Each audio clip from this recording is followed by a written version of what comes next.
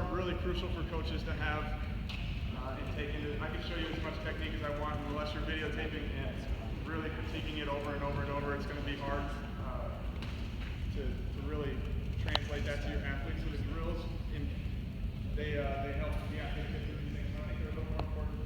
So I'm going to show just a down blocking drill, and this comes really handy in the last 30 seconds of a match, unless it is a match I'm winning 1-0 or 4-3.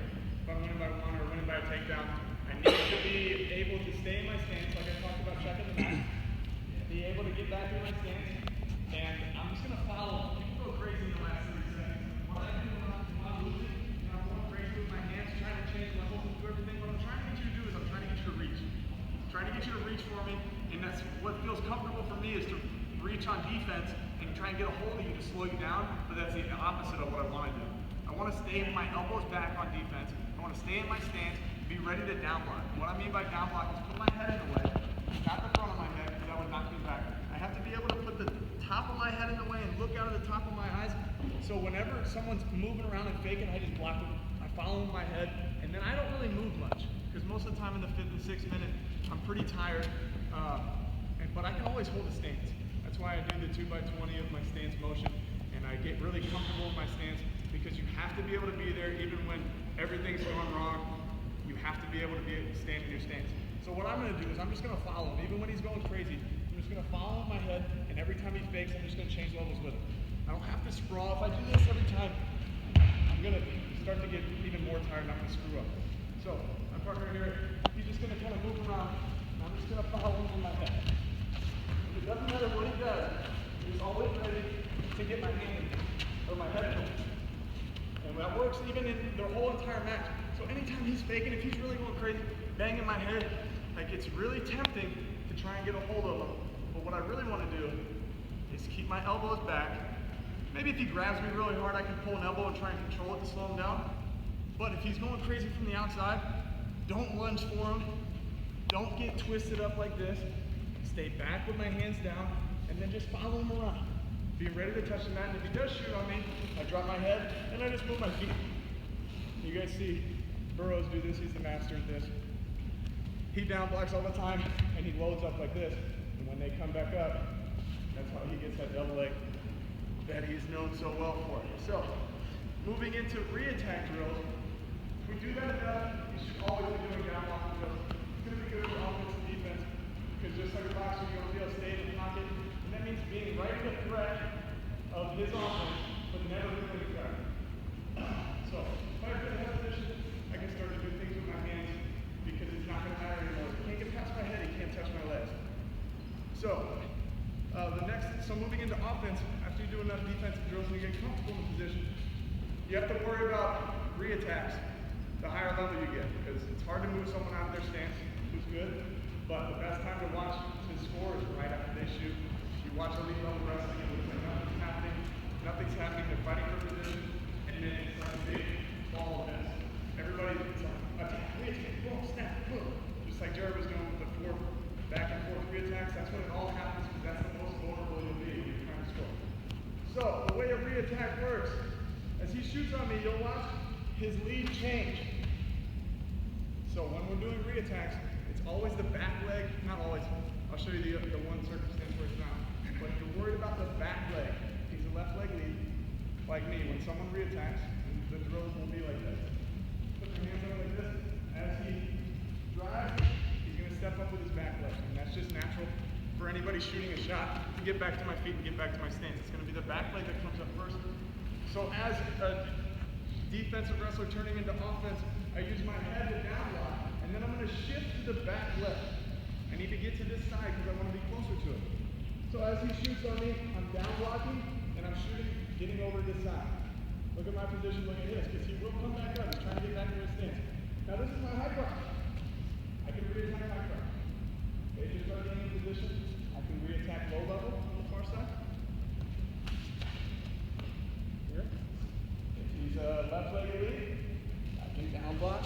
Notice how I'm switching over to this side into my re-attack on my single leg side. I can knee pull or swing this way. It just depends on which leg he leads.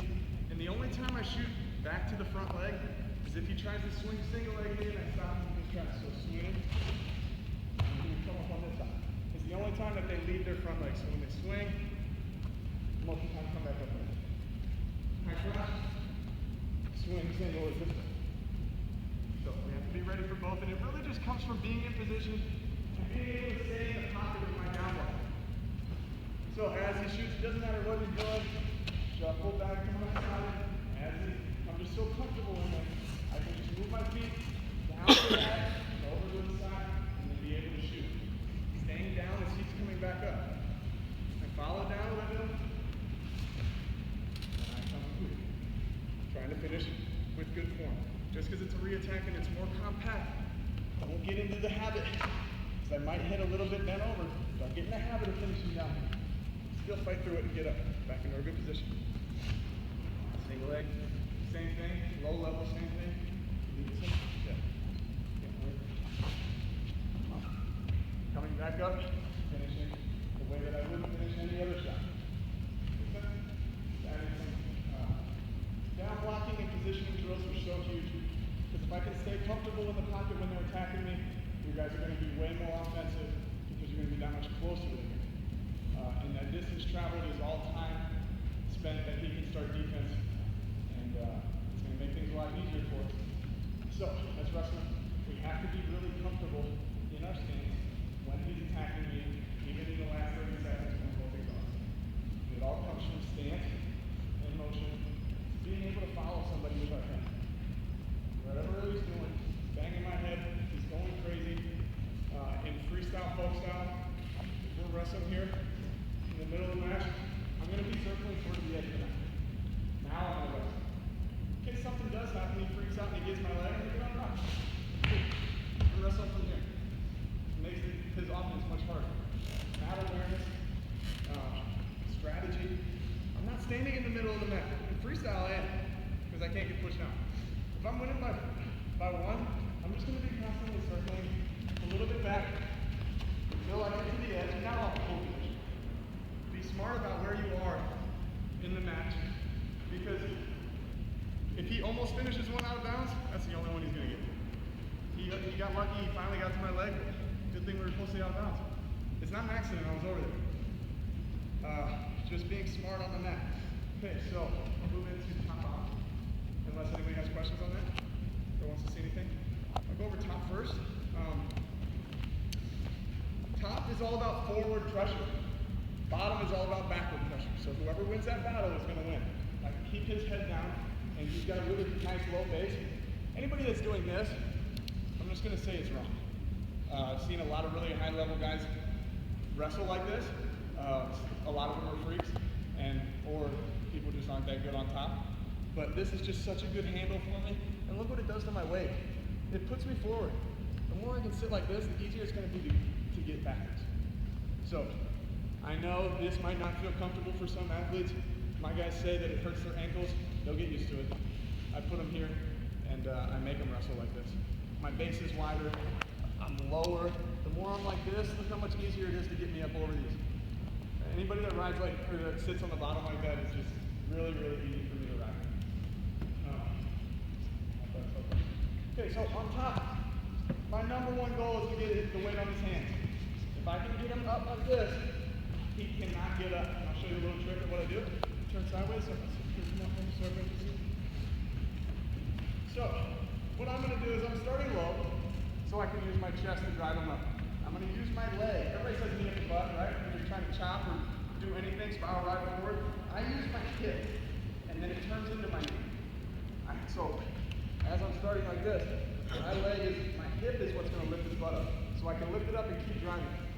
My front leg is going to end up pushing this down so I can kind of stop this motion and then pull him over it.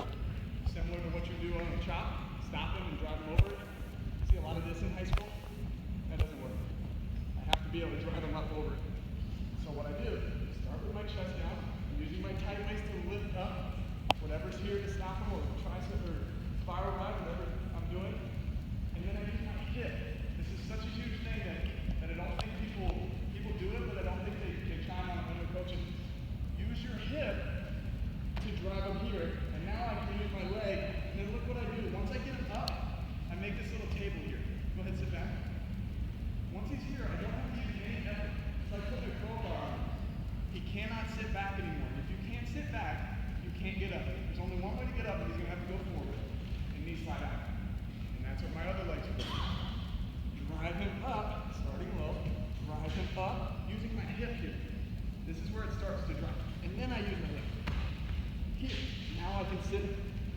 like this, and then I'm trapping his leg with my front leg. Pinching here. Now, this is where you start to work for turning. Everybody can ride, but turning is kind of a lost art because people are getting so good on the bottom. But once I get him locked up like this, I don't really have to worry about him getting away. Once I get him like this, I can hold him like this all day. He can't get back. He's going to have a really hard time getting back. And he's going to have a hard time knee slam forward because I'm just going to kind of stay there. Here. Keeping my legs with him. Now, once I get him forward like this, I have free rein with my hand. This is what happens, you see like a Stever or a David Taylor or a Carl. They get free rein with their hands and they get weight on the hands up on them. Exactly how I do it. I do it this way. And now I can sort of dip and dip. If you get sideways and chop, whatever it is, I can free rein with my hands, which is going to be, I can start thinking about turning instead of I'm back like this and I'm squeezing really hard. This is exhausting, trying to squeeze somebody like this. Letting them ride, or just trying to ride somebody. I get them forward, things get a lot easier. I want to be across the body a lot, but I really want to just neutralize his threat. And this is a huge way that I do it at least. If I can't break him down all the way, I want to be here, stretching him out, leaning here, pushing him this.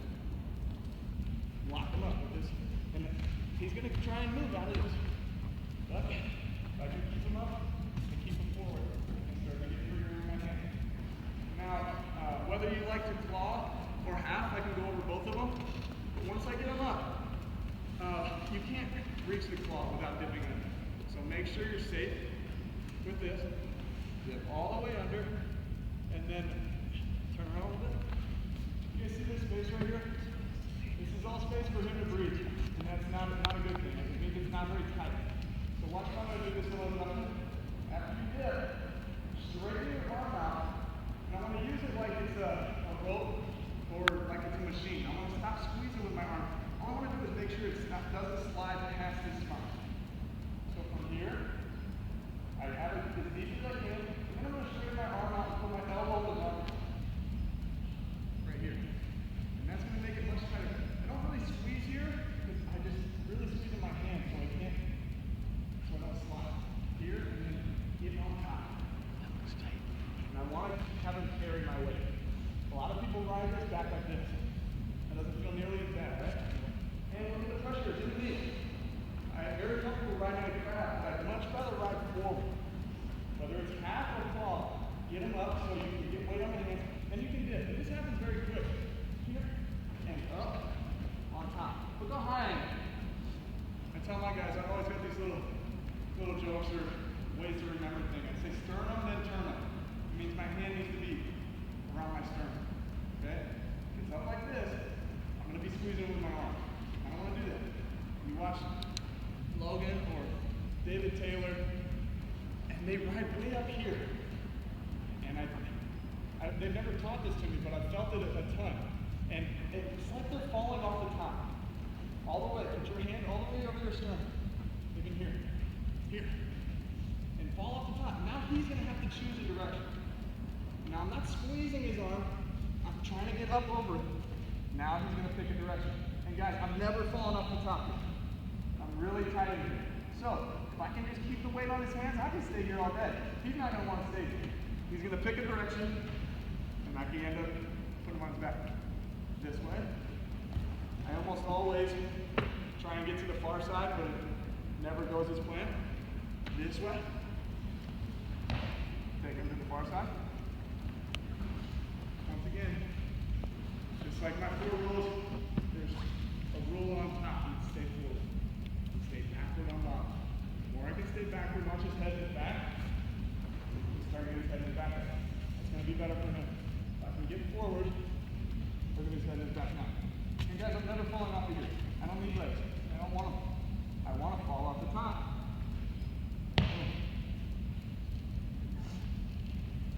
A huge lesson on the half, and I'll go into more depth in the half.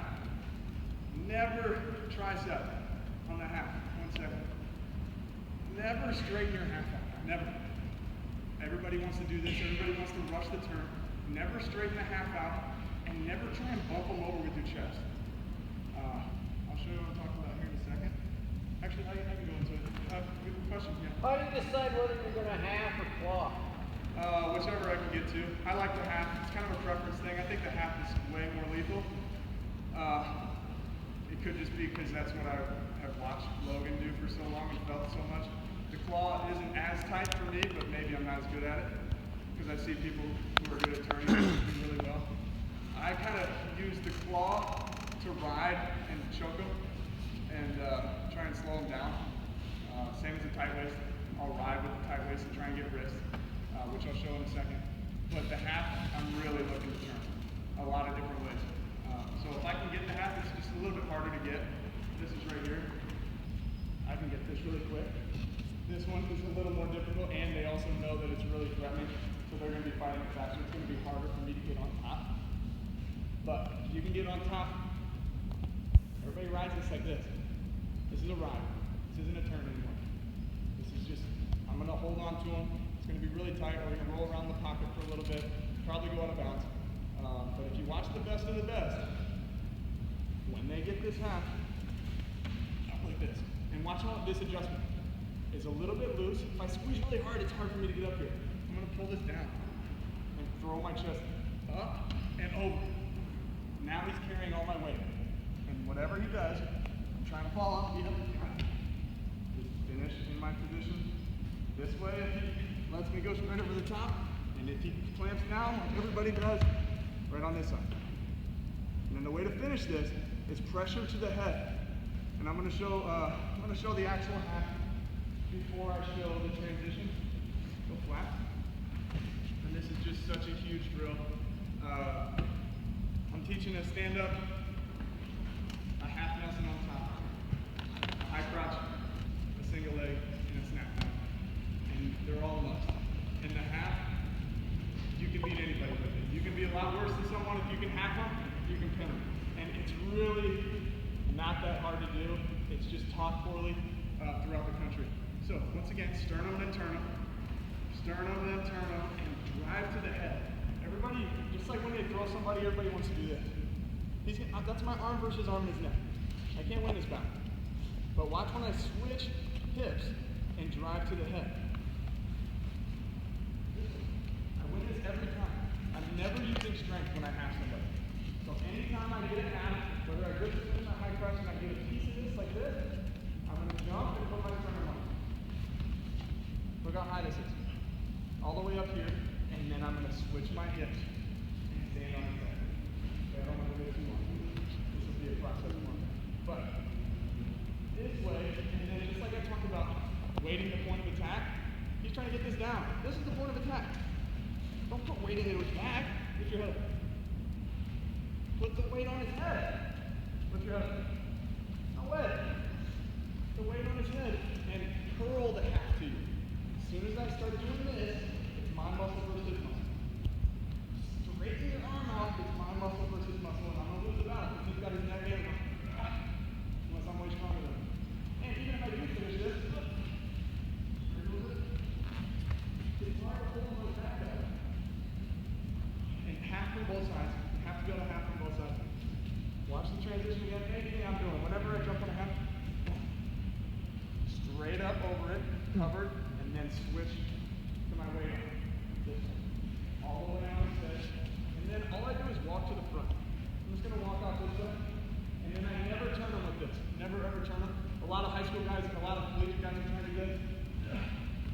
Push them over with your chest. It's the opposite of what I want to do. I got him beat. He cannot move.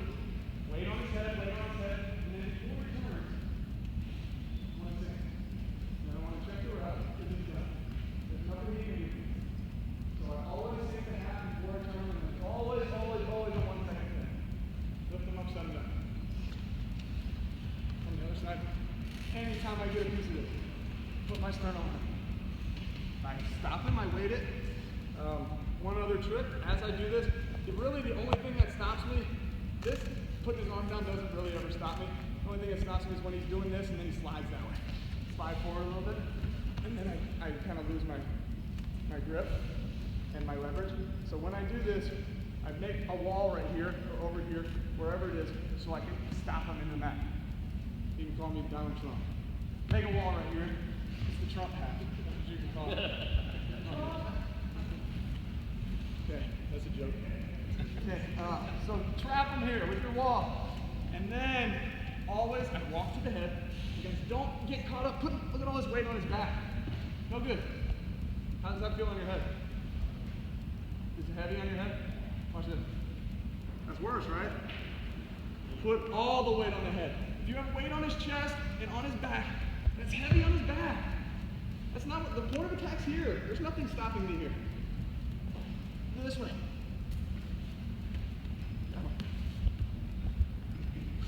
Make sense? Wrestling's really simple if you break it down, but really hard to do at the same time. So anytime I get a hack, doesn't matter what happens, jump on it, make the wall, jump out, boom, outside hip, slide down, and then stick. Once I get him here, there's nothing they can do. Check the ref, make sure his fat ass is ready in position.